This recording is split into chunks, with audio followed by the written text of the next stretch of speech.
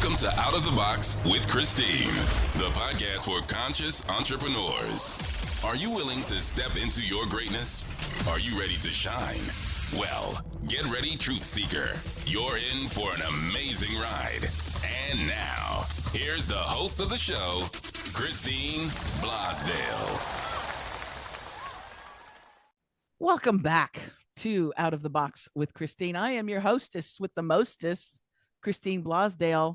I am your expert authority coach. And that means simply I help you get the word out about your business, your brand, your book, whatever you're into. And I help you get it out there in the world through videos, through podcasts, through writing a best-selling book, you name it, anything to do with media, then I am your person. And I am super excited today because I think all solopreneurs, entrepreneurs, we all reach a phase in our lives, in our careers, where we go, am I doing what I'm supposed to be doing? Some of us have imposter syndrome and we say, oh, who's gonna want to hire me? Who's gonna want to be interested in me? And then others, we have the scarcity mindset where we think that there's not enough to go around and we panic over getting new clients, new customers, the bottom line, how much money we're bringing in, all of that good stuff. And so I thought it would be really great today to talk about a few of those issues, but also to let you know everything's all right. Everything's okay.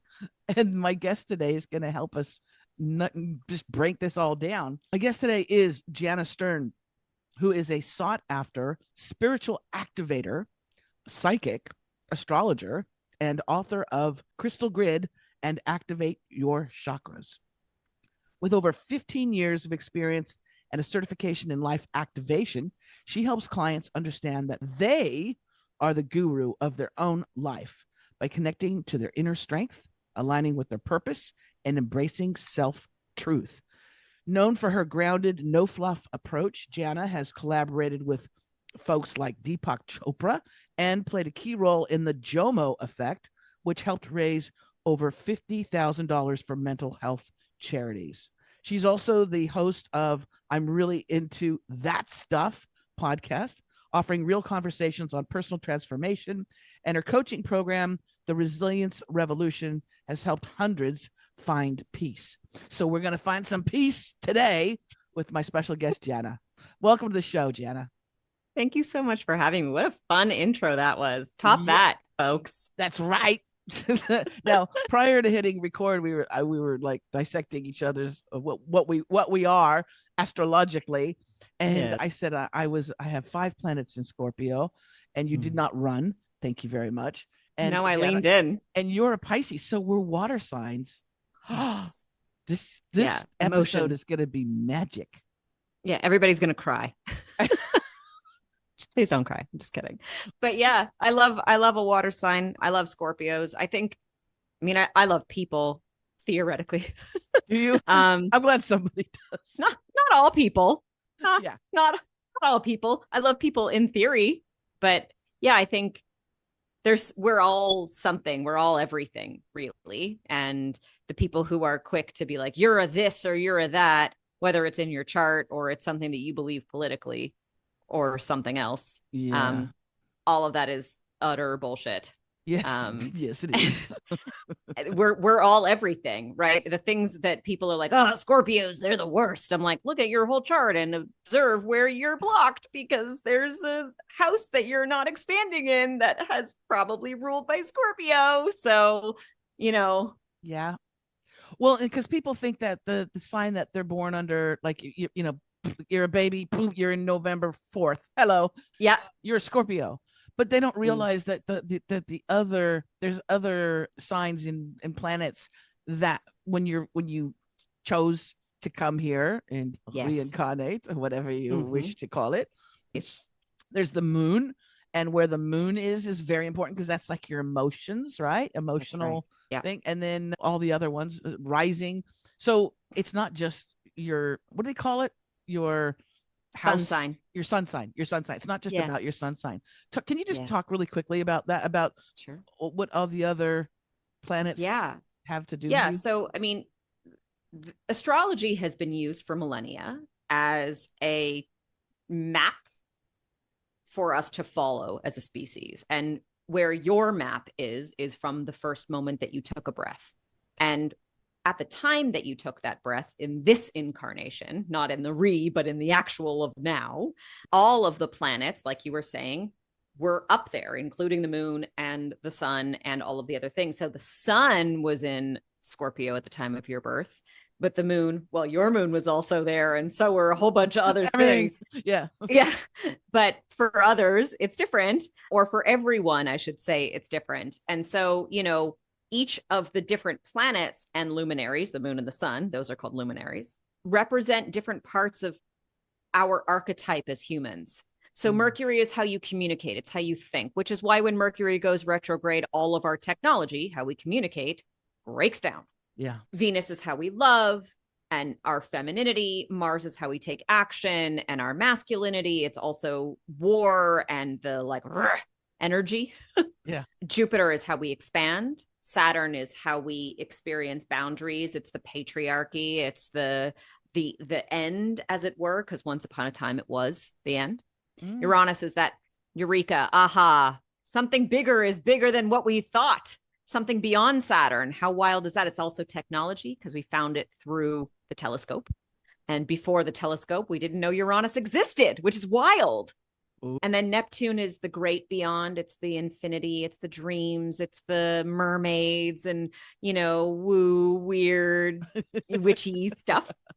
And Pluto is our collective karma, right? And then there are all kinds of asteroids and all these other things. And each of them move through the sky.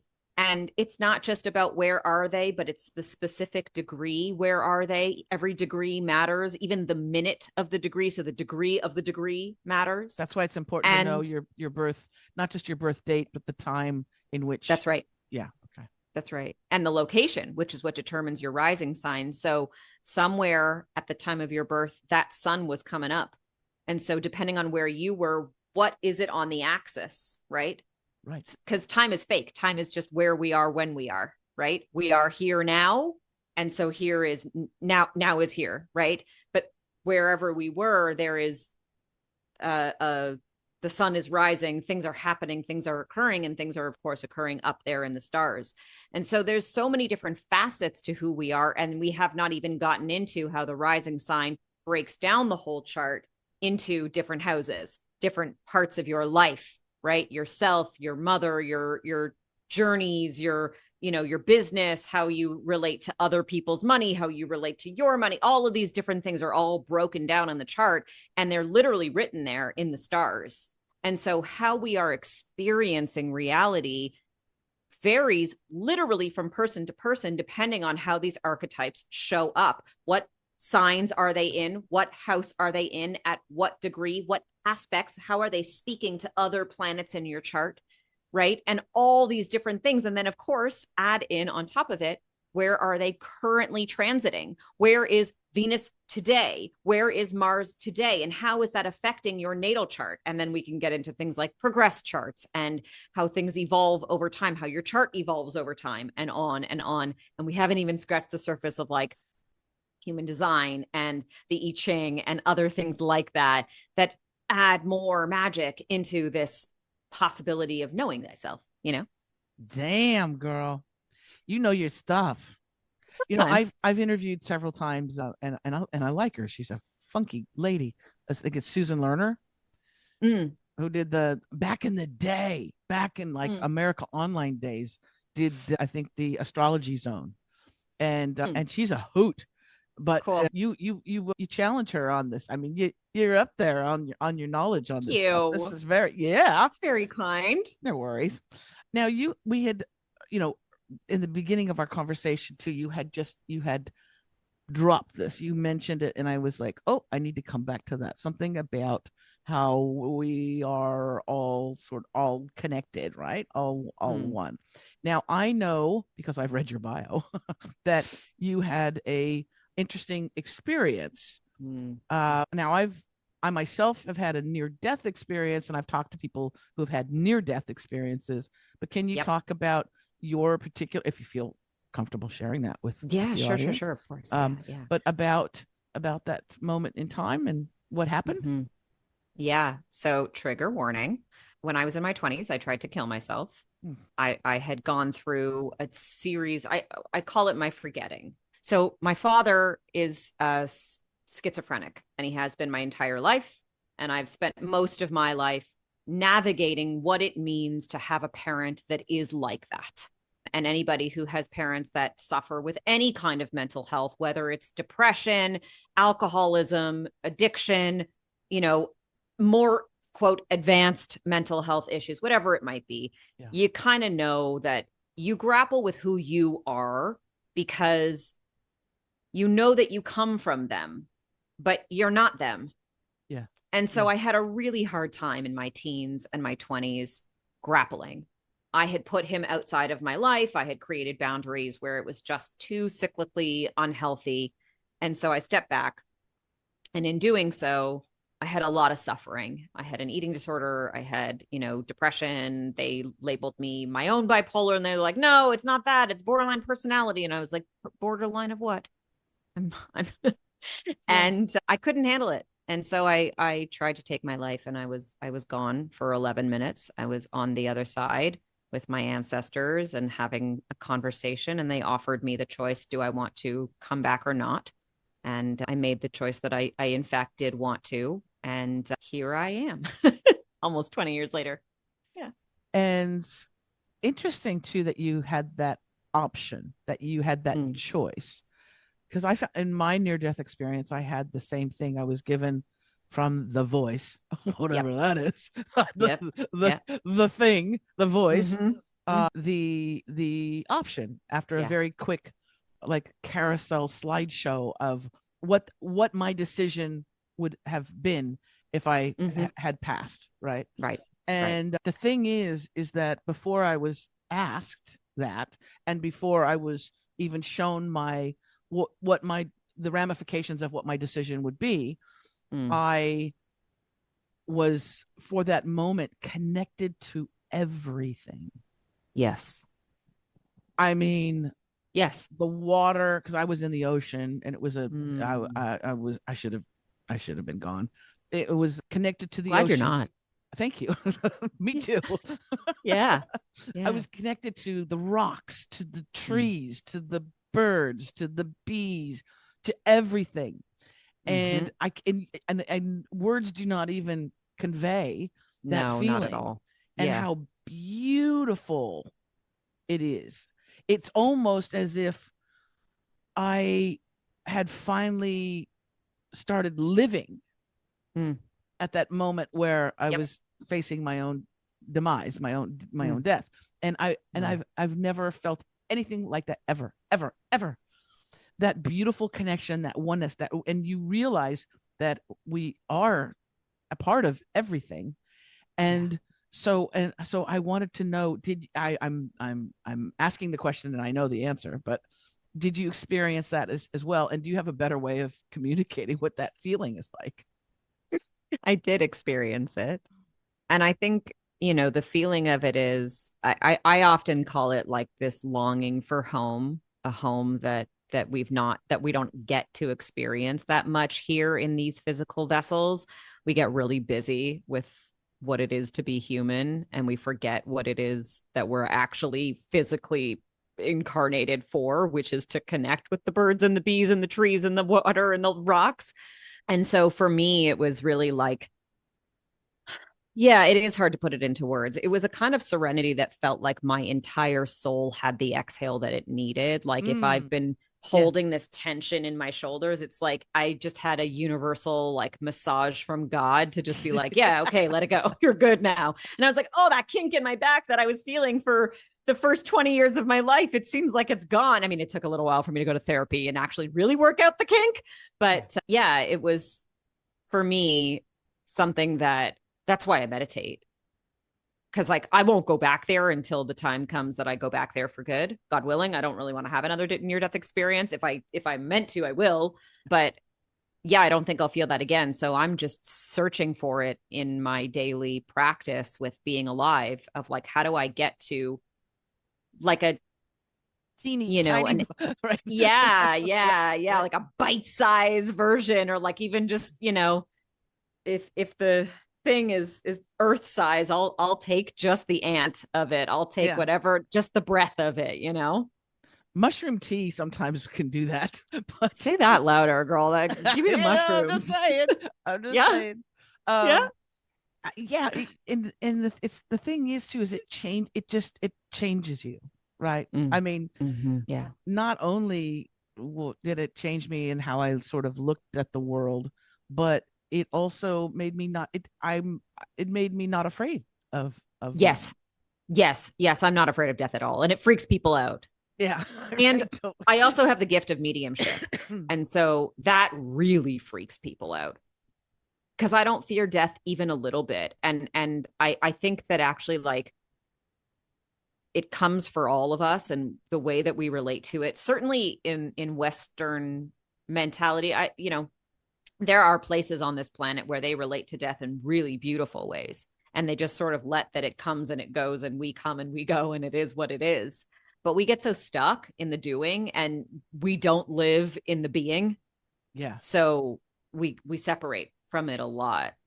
Yeah. Oh, absolutely. Absolutely. Yeah. When I had that moment of, and it was, for me, time stood still, which was also a trip, because I was like, okay, this is really nutty, because everything is suspended. Right. Could you see yourself? I could see myself only from the vantage after time stopped, because everything was happening I was in Costa Rica. It was beautiful, fucking Costa Rica. Oh, that's my heart's there. It's so gorgeous. Yeah. And I was learning how to it's a good place to die. Yeah. And live, by the way. It's gorgeous. It's pura vida, as they say. Yeah, pura vida. Sí. Pura vida. And I was just learning how to boogie board, and I was a huge swell, decided to come as I was just learning, and basically got picked up by the boogie board, just lifted up on this wave. And when I looked down, one of the reasons why it's a great wave is it's a left and a right, is because there's a flat rock and then there's jagged rocks behind it. And so when I looked down, I could see the rock was exposed, massive flat rock. And I thought, oh, okay, I am going to, my head, your mind is just going a gazillion miles an hour. I am going to be thrown on my back into this flat rock and then shoved into these jagged rocks, which will break my head open, and I'll be dead. Okay. So as that happened, mid wave, as I was lifted up, that's when time stopped. Yes. And I'm holding onto the board, and like drops of water are just, touching my little forehead, drip. And I'm looking around, and I was like basically asked, are you ready to go? And I looked around, and I got that connection to everything, that universal oneness. And I said, well, this is pretty cool. Yeah, I think I could go this way. And I was very young too. I was 21. Oh, maybe, wow. Maybe 21. And I said, sure. And then it was that real quick flash. This is what's, in moments in your life that also come to you that I found weren't the big moments, right? They weren't the big birthday party. They were, the feeling of, as a little kid, putting my hand in my grandma's cookie jar. Right. Little weird moments, falling down and scraping my knee. And getting your hair played with by somebody that you care about. These little things. And then it says, and it was like, okay, now this is what will, happen. And what flashed was my mother, who loves me. She's since passed, but I always say loves and not loved. Okay. Yes. I saw a visual of her finding out on the news that her daughter had died in Costa Rica.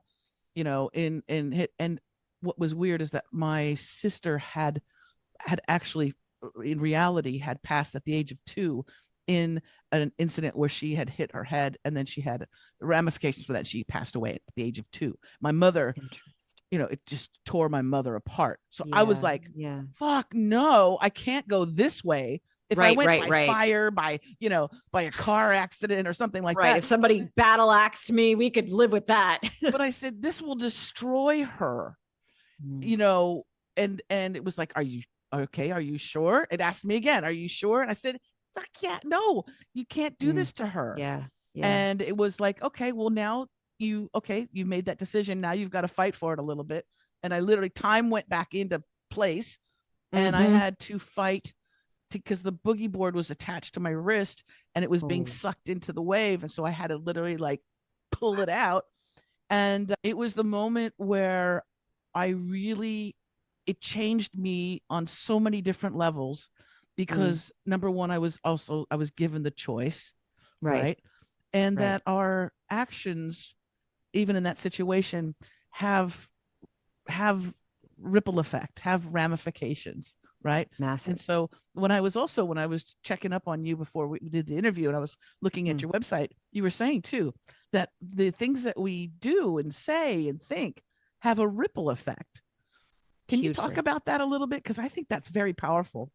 People need to know. Yeah. First of all, I want to say your mother is very grateful that you made that choice. Yeah. Yeah. And that it's exceptional to be that kind of selfless for her. Yeah. So that was, she was very clear. She was like, let her know. I was like, I'll remind her. She already knows. Yeah. We are, there is an everythingness that we are from, and it's in everything. And actually there is literally, from a scientific perspective, when we dial into frequency and sound, and the understanding that sound happens in waves and time happens in waves, and all of humanity, we are a wave of light. We are particles, in a wave, in a particle, in a wave, in a particle. And we are all this experience of frequency that happens to be resonating in physical body. And by the way, so are the birds and the trees and the things. We're formulating our reality literally to look the way that it looks every day. You wake up and your bed looks the same, your bedroom looks the same, and your plants are where you left them, and your couch is exactly the same couch that you have sat on, because we need it to be in this world. We need it to be in order to keep going through whatever this school is of Earth. Right. And beyond the physical, though, there is something so much more powerful that we are a part of. And, it gets labeled lots of things, right? Some people call it spirit or God or universe or source. But really what it is this like vibration, this everything and oneness, this all oneness that we're connected to. And it's not until you have those moments, if you have them, and not everybody does, where you feel that for a millisecond you're outside of it. And in that time that you're outside of it, suddenly you're like, oh, that's the reason we're here. That's why we're doing this. And getting to choose that and making it a choice is the most empowering thing that you can do for yourself. And being somebody who chooses that on purpose, in my opinion, literally is a revolution, which is why I have the program that I have. Because to be able to say, I am alive, and I am alive on purpose. And I'm not alive to just like really watch the best Netflix show, but that doesn't mean that I'm not going to watch the best Netflix show. And I'm not alive to like grind all day at this job that I hate, or grind all day at this job that I love. Right. But I'm really here to like stop and listen to how the bee sounds when it buzzes by. And I'm here to actually like stop and tune in to the buds as they're coming on the trees, and to be in the vibration of what it feels like when I do get to hug my mom, or be with somebody that I care about, or have a conversation that brings me to a new awareness of myself or the world or reality, or to even like tune into a podcast like this where I can go someplace else. That's what the purpose of being alive is. And if you live that way on purpose, then you are literally rebelling against the whole system that says, no, the purpose is for you to make a lot of money, or no, the purpose is for you to, live this way, or have these things, or buy this kind of car, or have these, whatever it is, the bullshit. And so there's like a real serious thing that we are part of. It's not even serious. It's actually quite playful and fun and enjoyable and pleasant and full of pleasure, right? But I think where the seriousness comes in is when there's that dichotomy where what you're explaining and expressing is one vibe, energy, feeling, and then what we shove ourselves into these vessels where we compare ourselves to other people. We worry about what other people think. We say, I'm this age, so I need to be at this place in my life. And this is why, especially for entrepreneurs, conscious entrepreneurs and solopreneurs and things like that, it can be a battle, right? It's a conflict, right? Yes. The outside world is saying that I need to do this, but the inside world of me is something else, is yearning for something else.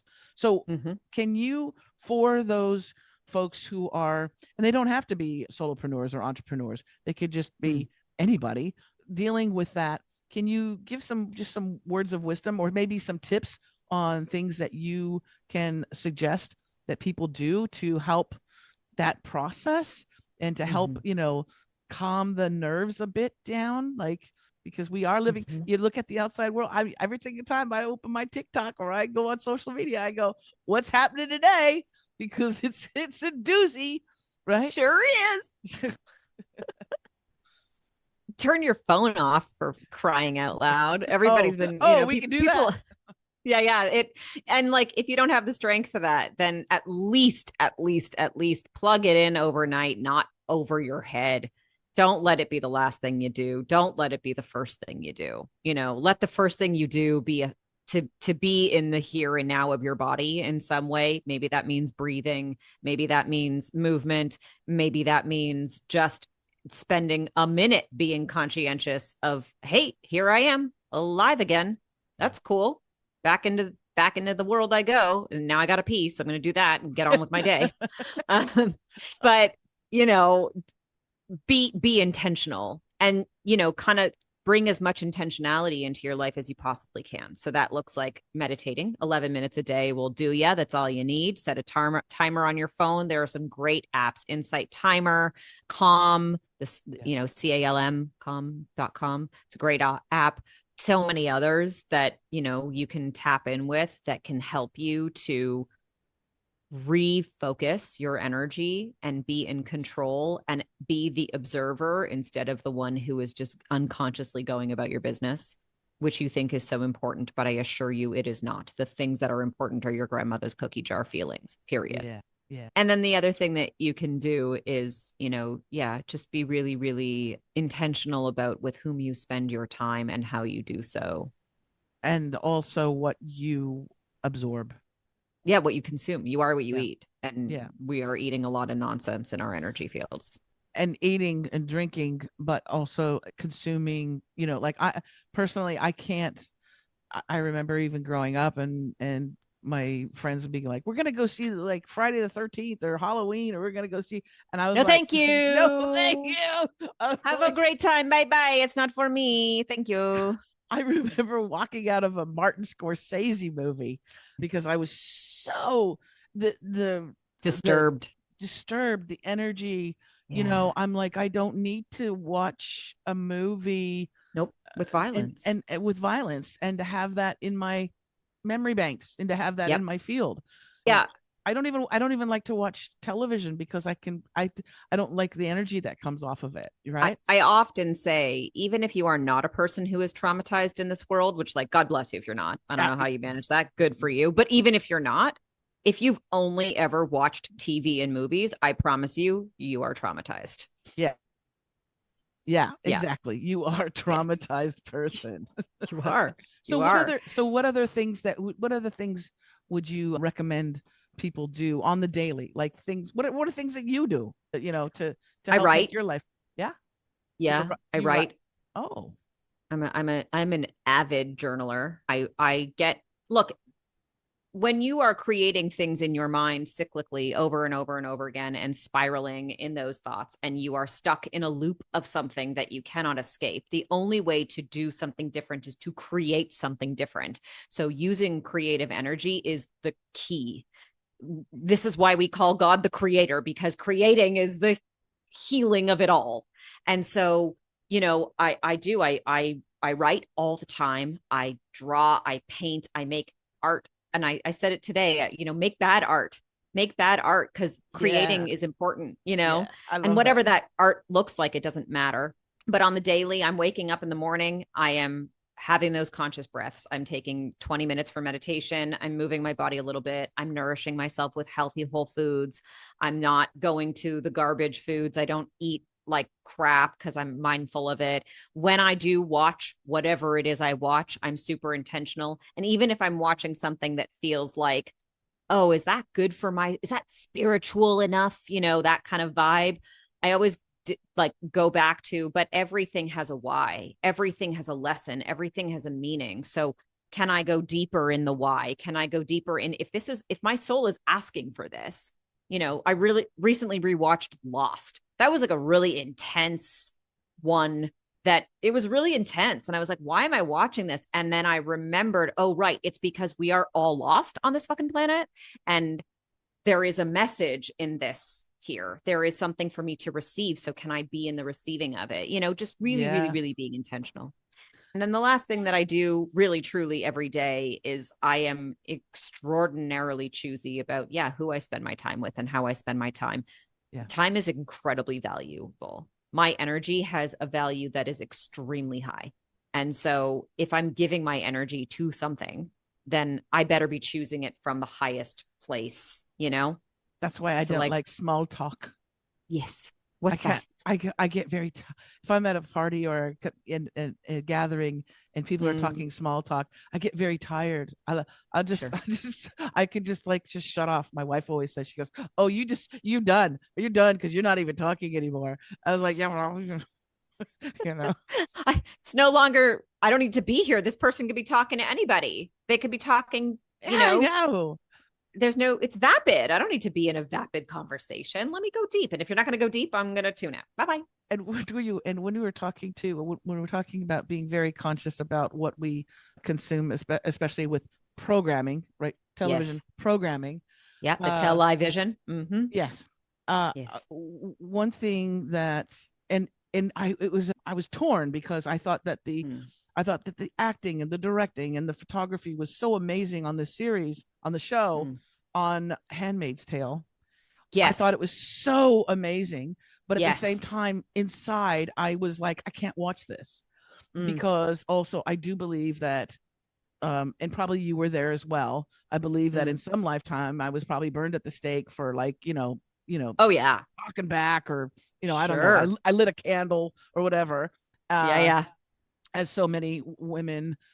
I wish we could all claim that, by the way. I wish we could all remember that shit. We are. We come back. We are remembering it. We go, you know what? You couldn't get rid of me. So that's why I can't watch The Handmaid's Tale, because the feeling that I get is so horrific. Yeah. Right. And I'm seeing it kind of play out in society in many ways. Well, that's because they're writing it that way. And then as they're writing it, it's coming to fruition that way. And we're collectively observing it. And collectively, it's such a popular show. And then we're watching it unfold, sort of like Black Mirror, you know, we're like, well, they can't write a new Black Mirror because we're living it.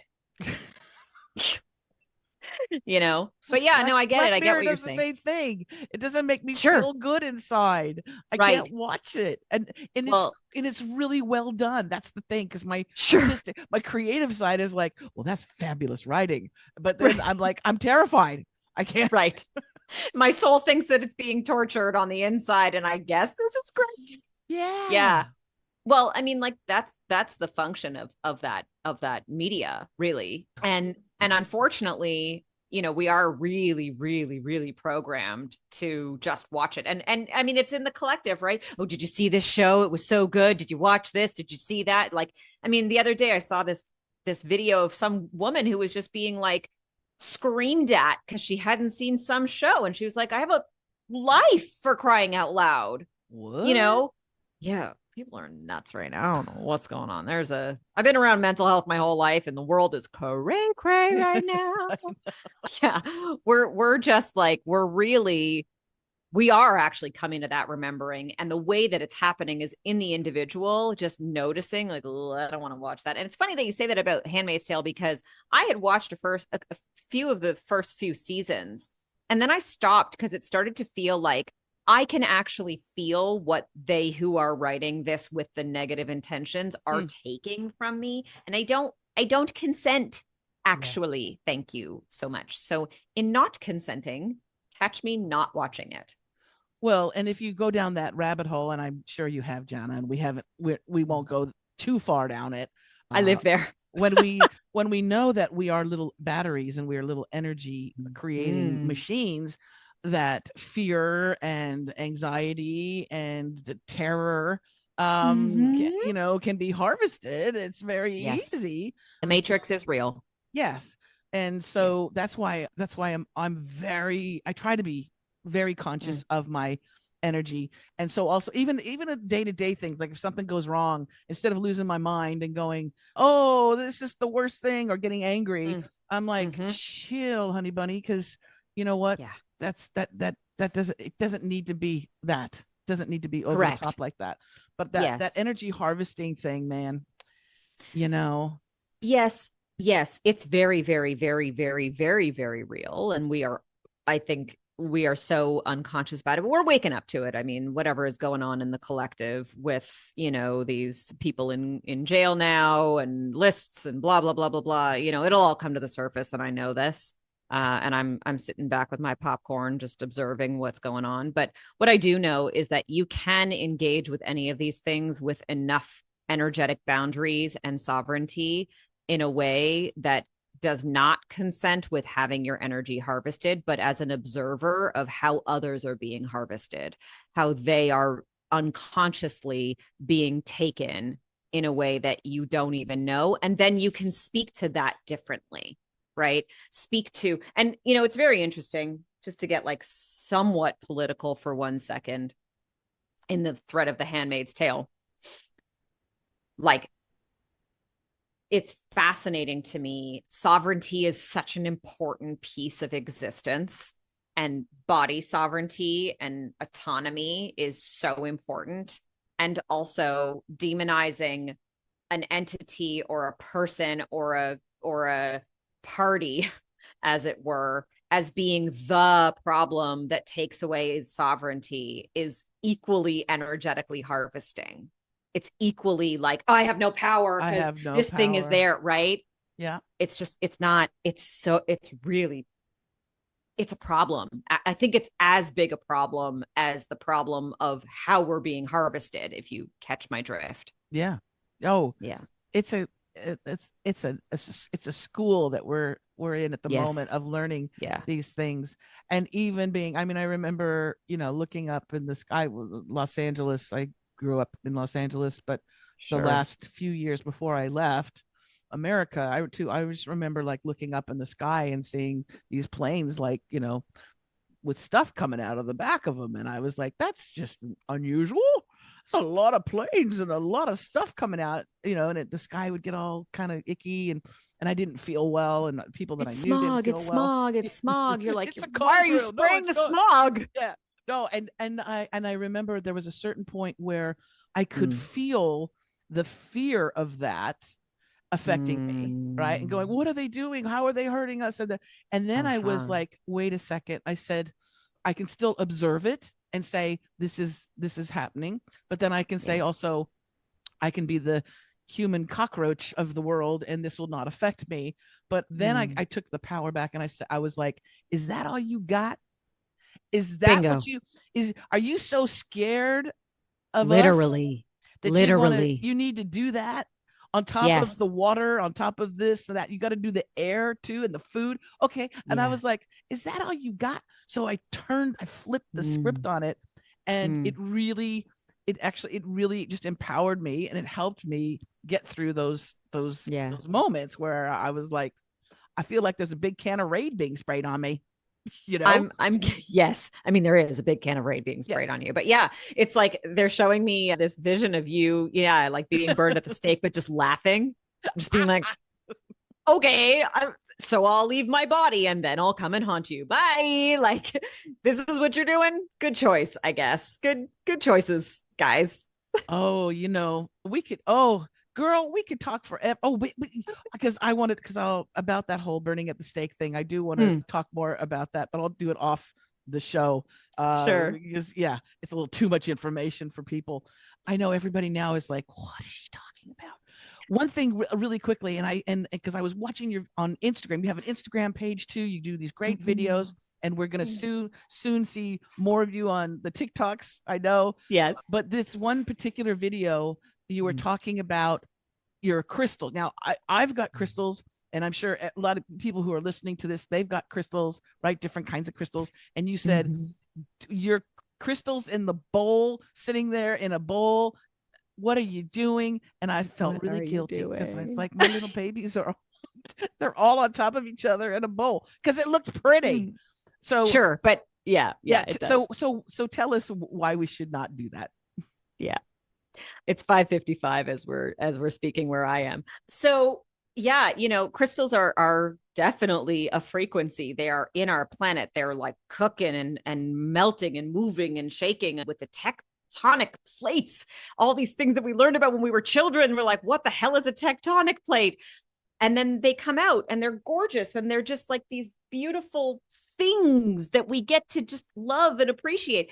And their frequency, their vibration, they are all operating at a frequency. In fact, your computer, your phone, your watch, your pretty much all tech is being fueled by a teeny tiny little quartz crystal. That's why we called them quartz watches in the beginning. And it's what's manifesting everything in our reality are these little teeny tiny crystals, little quartzes.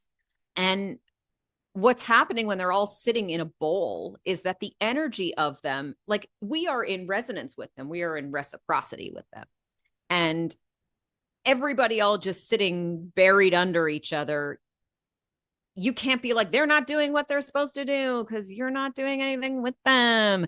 So, there's lots of ways to clean them, to charge them, to give them back the energy that they came into your life to give you, right? And to be in reciprocity with them. And so, setting them up in grids, setting them up around your house, clearing them out, giving them some moonlight, giving them some sunlight, if not all of them like all of these things, salt, water, salt water, earth, et cetera, et cetera, et cetera.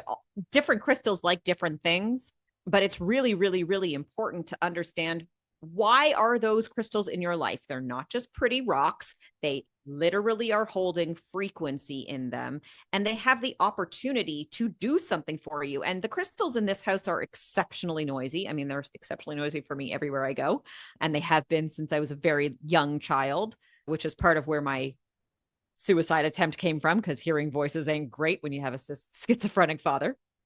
But I digress. But what sort of came from all of that is that I can hear them. And so, yeah, I teach and have this workbook that you can download if you want. You can send me a DM with the word crystals and I'll send it to you. And it teaches you how to clear them, how to clean them, how to use sacred geometry, the squares, circles, and triangles of our reality that we think are no big deal, but they're like the first thing that we learn in this reality. And there's a reason for that, because all of those shapes are shaping our entire third dimension that we're stuck in these vessels.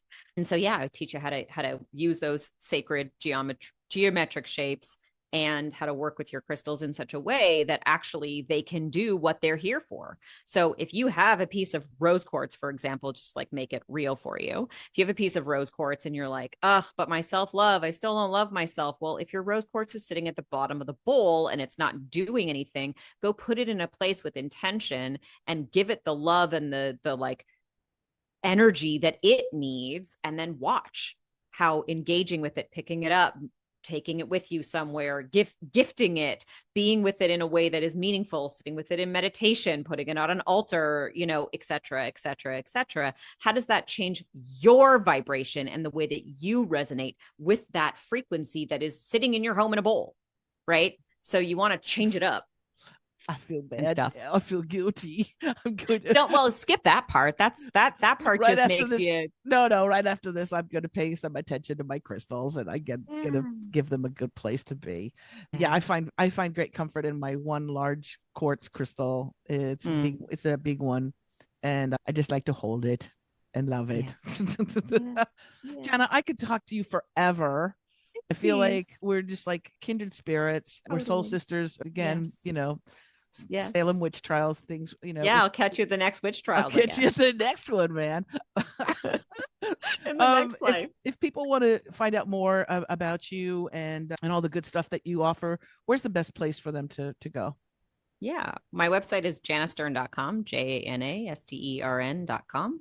That's a great way to find me. And then on all the social medias, wherever you want to find me, it's Jana Stern Healer.